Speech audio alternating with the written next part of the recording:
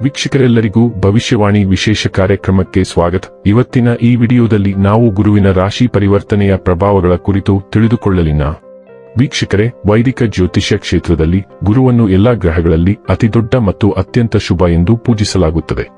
ಇದು ಸಂಪತ್ತು, ಮದುವೆ, ಆಧ್ಯಾತ್ಮಿಕತೆ ಮತ್ತು ವಿಸ್ತರಣೆಗೆ ಸೂಚಕವಾಗಿ ಕಾರ್ಯನಿರ್ವಹಿಸುತ್ತದೆ. ಗುರು ರಾಶಿಗಳನ್ನು ಬದಲಾಯಿಸಿದಾಗಲೆಲ್ಲ ಅದರ ಪರಿಣಾಮಗಳು ದೂರಗಾಮಿಯಾಗಿದ್ದು, ಜಾಗತಿಕ ವ್ಯವಹಾರಗಳು ಮತ್ತು ಎಲ್ಲಾ 12 ರಾಶಿಚಕ್ರ ಚಿಹ್ನೆಗಳಲ್ಲಿನ ವ್ಯಕ್ತಿಗಳ ವೈಯಕ್ತಿಕ ಜೀವನದ ಮೇಲೆ ಪರಿಣಾಮ ಬೀರುತ್ತವೆ. ಪ್ರಸ್ತುತ ಗುರು ಮಿಥುನ ರಾಶಿಯಲ್ಲಿ ಸ್ಥಾನ ಪಡೆದಿದ್ದಾನೆ. ಜೂನ್ 2 ರಂದು ಅದು ತನ್ನ ಉಚ್ಚ ರಾಶಿ ಕರ್ಕಾಟಕ ರಾಶಿಗೆ ಪರಿವರ್ತನೆಗೊಳ್ಳುತ್ತದೆ. ಜ್ಯೋತಿಷ್ಯ ತತ್ವಗಳ ಪ್ರಕಾರ ಗುರು ಸಾಮಾನ್ಯವಾಗಿ ಪ್ರತಿ 12 ತಿಂಗಳಿಗೊಮ್ಮೆ ರಾಶಿಗಳನ್ನು ಬದಲಾಯಿಸುತ್ತಾನೆ. ಆದರೂ ಈ ಸಮಯದಲ್ಲಿ ಅದು ಅತಿಚಾರಿ ಸ್ಥಿತಿಯಲ್ಲಿದೆ. ಅಂದರೆ ಅದು ತನ್ನ ಸಾಮಾನ್ಯ ವೇಗಕ್ಕಿಂತ ಹಲವಾರು ಪಟ್ಟು ವೇಗವಾಗಿ ಚಲಿಸುತ್ತಿದೆ. ಇದು ಸಾಮಾನ್ಯಕ್ಕಿಂತ ಹೆಚ್ಚಾಗಿ ರಾಶಿಚಕ್ರಗಳನ್ನು ಬದಲಾಯಿಸಲು ಕಾರಣವಾಗುತ್ತದೆ. ಬುದ್ಧಿವಂತಿಕೆ ಮತ್ತು ವಿಸ್ತರಣೆಯ ಗ್ರಹವಾದ ಗುರು ಚಂದ್ರನಿಂದ ಆಳಲ್ಪಡುವ ಕರ್ಕಾಟಕ ರಾಶಿಗೆ ಸಾಗುತ್ತಾನೆ. ಅಲ್ಲಿ ಅದು ಉತ್ತುಂಗದಲ್ಲಿದೆ. ಕರ್ಕಾಟಕವು ಚಲಿಸಬಲ್ಲ ನೀರಿನ ರಾಶಿಯಾಗಿದ್ದು, ಗುರುವಿನ ಈ ಸ್ಥಾನವು ಹೆಚ್ಚು ಅನುಕೂಲಕರವೆಂದು ಪರಿಗಣಿಸಲಾಗಿದೆ. ಕರ್ಕಾಟಕ ರಾಶಿಯಲ್ಲಿ ಗುರು ಸಂಚಾರದ ಈ ಸಮಯದಲ್ಲಿ ಸ್ಥಳೀಯರು ನಿರ್ಧಾರ ತೆಗೆದುಕೊಳ್ಳುವಲ್ಲಿ ಸುಧಾರಿತ ಸ್ಪಷ್ಟತೆ, ಅವರ ಕಾರ್ಯಗಳಲ್ಲಿ ಉತ್ತಮ ಕಾರ್ಯಕ್ಷಮತೆ, ಆರ್ಥಿಕ ಬೆಳವಣಿಗೆ ಮತ್ತು ಶುಭ ಕಾರ್ಯಕ್ರಮಗಳಲ್ಲಿ ಭಾಗವಹಿಸುವ ಅವಕಾಶಗಳಂತಹ ಗಮನಾರ್ಹ ಸಕಾರಾತ್ಮಕ ಫಲಿತಾಂಶಗಳನ್ನು ಅನುಭವಿಸಬಹುದು.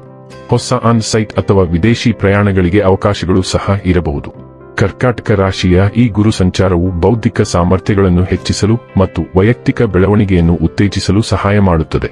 ಇದು ದೀರ್ಘ ಪ್ರಯಾಣದ ಅವಕಾಶಗಳನ್ನು ತರಬಹುದು, ವ್ಯಕ್ತಿಗಳು ಮುಂದುವರಿಯಲು ಮತ್ತು ಜೀವನದಲ್ಲಿ ಒಟ್ಟಾರೆ ಸಮೃದ್ಧಿಯನ್ನು ಅನುಭವಿಸಲು ಅನುವು ಮಾಡಿಕೊಡುತ್ತದೆ. ಕರ್ಕಾಟಕ ರಾಶಿಯಲ್ಲಿ ಗುರುವಿನ ಸಂಚಾರ ಜೂನ್ ತಿಂಗಳಿನ 2ನೇ ತಾರೀಕಿನ ದಿನ ಬೆಳಿಗ್ಗೆ 6:30 ಕರ್ಕಾಟಕ ರಾಶಿಗೆ ಪ್ರವೇಶಿಸುತ್ತದೆ. ಅಕ್ಟೋಬರ್ ತಿಂಗಳಿನ 31ನೇ ತಾರೀಕಿನವರೆಗೆ ಗುರು ಕರ್ಕಾಟಕ ರಾಶಿಯಲ್ಲಿ ಇರಲಿದೆ. ವೀಕ್ಷಕರೇ, ಗುರುವಿನ ರಾಶಿ ಪರಿವರ್ತನೆಯು ಕನ್ಯಾ ರಾಶಿಯ ಜಾತಕದವರ ಪಾಲಿಗೆ ಹೇಗೆ ಸಾಬೀತಾಗಲಿವೆ? ಯಾವೆಲ್ಲ ಪ್ರಭಾವಗಳು ಇಲ್ಲಿ ನಿಮಗೆ ಲಭಿಸಲಿವೆ ಮತ್ತು ಯಾವ ವಿಷಯವಾಗಿ ಇಲ್ಲಿ ನೀವು ಎಚ್ಚರಿಕೆ ವಹಿಸಬೇಕು ಅನ್ನೋದನ್ನ ನೋಡೋಣ. ಮಾಹಿತಿ ತಿಳಿದುಕೊಳ್ಳುವುದಕ್ಕೂ ಮುನ್ನ ನಮ್ಮ ವಿನಂತಿ ಎಂದರೆ, ನೀವಿನ್ನೂ ನಮ್ಮ ಚಾನೆಲ್ ಸಬ್ಸ್ಕ್ರೈಬ್ ಮಾಡಿಲ್ಲವೆಂದರೆ ದಯವಿಟ್ಟು ಈಗಲೇ ನಮ್ಮ ಚಾನೆಲ್ ಸಬ್ಸ್ಕ್ರೈಬ್ ಮಾಡಿ. ಜೊತೆಗೆ ನಿರಂತರ ವಿಡಿಯೋ ಅಪ್ಡೇಟ್ಸ್ಗಳಿಗಾಗಿ ಪಕ್ಕದ ಬೆಲ್ ಐಕಾನ್ ಕ್ಲಿಕ್ ಮಾಡಿ. ವಂಶ ಪಾರಂಪರ್ಯ ಜ್ಯೋತಿಷ್ಯರು ನಂಬರ್ 1 ವಶೀಕರಣ ಸ್ಪೆಷಲಿಸ್ಟ್. ವಿದ್ಯೆ, ಉದ್ಯೋಗ, ಮದುವೆ, ಹಣಕಾಸಿನ ಸಮಸ್ಯೆ, ವ್ಯಾಪಾರ, ಆರೋಗ್ಯ ಸಮಸ್ಯೆಗಳಿಗೆ ಫೋನಿನ ಮೂಲಕ ಪರಿಹಾರ. ಇದ್ದೇ ಕರೆ ಮಾಡಿ. ವೀಕ್ಷಕರೇ, ಕನ್ಯಾ ರಾಶಿಯವರಿಗೆ ಗುರುವು 4ನೇ ಮತ್ತು 7ನೇ ಮನೆಗಳ ಅಧಿಪತಿಯಾಗಿದ್ದು, ಇದೀಗ ನಿಮ್ಮ 11ನೇ ಮನೆಗೆ ಸಂಚರಿಸುತ್ತಿದ್ದಾನೆ. ಆದ್ದರಿಂದ ಈ ಗುರು ಸಂಚಾರವು ನಿಮ್ಮ ಜೀವನದಲ್ಲಿ ಅನೇಕ ಸಕಾರಾತ್ಮಕ ಬದಲಾವಣೆಗಳನ್ನು ತರಬಹುದು. ವಿಶೇಷವಾಗಿ ಆರ್ಥಿಕ ಕ್ಷೇತ್ರದಲ್ಲಿ ಉತ್ತಮ ಬೆಳವಣಿಗೆ ಕಂಡುಬರುವ ಸಾಧ್ಯತೆ ಇದೆ. ನಿಮ್ಮ ಆದಾಯ ಹೆಚ್ಚಾಗಬಹುದು ಮತ್ತು ಹೊಸ ಆದಾಯದ ಮೂಲಗಳು ಕೂಡ ಸೃಷ್ಟಿಯಾಗಬಹುದು. ಬಹಳ ದಿನಗಳಿಂದ ನಿರೀಕ್ಷಿಸುತ್ತಿದ್ದ ವೃತ್ತಿ ಸಂಬಂಧಿತ ಯಶಸ್ಸು ಈ ಅವಧಿಯಲ್ಲಿ ದೊರೆಯುವ ಸಾಧ್ಯತೆಗಳಿವೆ. ಉದ್ಯೋಗದಲ್ಲಿರುವವರಿಗೆ ಸಂಬಳ ಹೆಚ್ಚಳ, ಬಡ್ತಿ ಅಥವಾ ಹೊಸ ಜವಾಬ್ದಾರಿಗಳ ಮೂಲಕ ಪ್ರಗತಿ ಸಾಧಿಸುವ ಅವಕಾಶಗಳು ಸಿಗಬಹುದು. ದೀರ್ಘಕಾಲದಿಂದ ಉದ್ಯೋಗಕ್ಕಾಗಿ ಪ್ರಯತ್ನಿಸುತ್ತಿರುವವರಿಗೆ ಶುಭ ಸುದ್ದಿ ಸಿಗುವ ಸಾಧ್ಯತೆ ಇದೆ. ನಿರುದ್ಯೋಗಿಗಳಿಗೆ ಉತ್ತಮ ಉದ್ಯೋಗಾವಕಾಶಗಳು ದೊರೆಯಬಹುದು.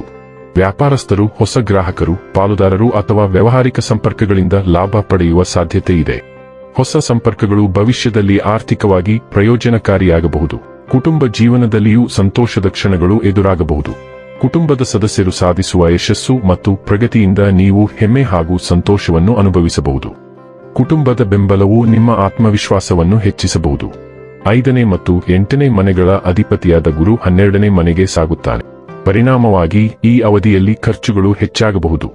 ನಿಮ್ಮ ಮಕ್ಕಳ ಬಗ್ಗೆ ನೀವು ಹೆಚ್ಚು ಚಿಂತಿಸುವುದನ್ನು ಸಹ ನೀವು ಕಾಣಬಹುದು.